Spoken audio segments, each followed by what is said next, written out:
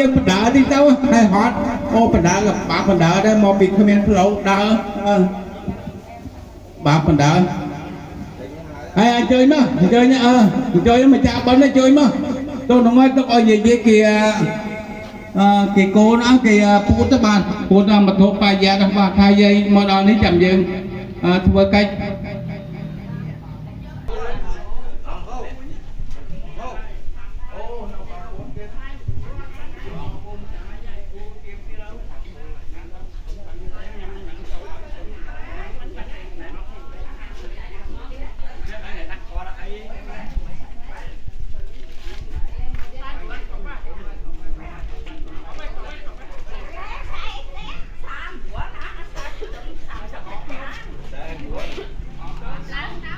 ភ្លេចឡើយរៀបចំនៅកិរិយាអាហារចំណីជម្រាបអស់លោកអ្នក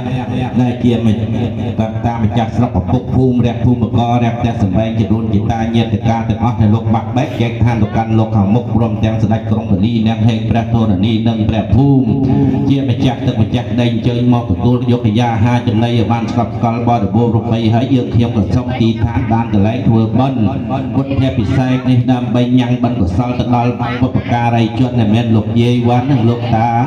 ខាដែលកាត់ចែកឋានទៅកាន់លោកខាងមុខនឹងជាដូនជាតាញាតិកាក្នុងសង្សារវត្តដែលស្គាល់គ្រប់ប្រាប់ទាំងអស់សូមទទួលយកទេជៈបិណ្ឌកុសលអំពីពុទ្ធពិសេសឧទ្ទិសបិណ្ឌកុសលជូនទៅនោះសូមឲ្យកាត់បានទទួលបរិបូរណ៍ហើយក៏ប្រែក្រឲ្យពួរមកបងប្អូនកូនចៅញាតិហៅទាំងអស់គ្នាសូមឲ្យបានសុខចម្រើនដូចក្តីប្រាថ្នាម្ដងណានឹងព្រះពូមិជាម្ចាស់ទឹកម្ចាស់ដីពេលនេះយើងខ្ញុំរៀបចំ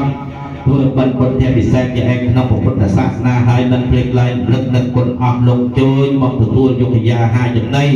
ឲ្យបានស្កប់ស្កល់បរិបូរណ៍ប្រពៃហើយយើងខ្ញុំក៏សូមជម្រាបប្រាប់លោកឲ្យបានដឹងថាយើងខ្ញុំបានរៀបចំធ្វើបិណ្ឌទាំងកណ្ដាលលោកប្រធានគម្រប់100ថ្ងៃរបស់លោកយាយវ៉ាន់ទៅចែកឋានទៅកាន់លោកខាងមុខហើយកូនចៅប្របាទប្រពនៅក្នុងឱកាសនេះញ៉ាំបិណ្ឌកុសលទៅដល់វិញ្ញាណក្ខន្ធរបស់បុព្វការីជនទាំងអស់ក្នុងសង្សារវត្ត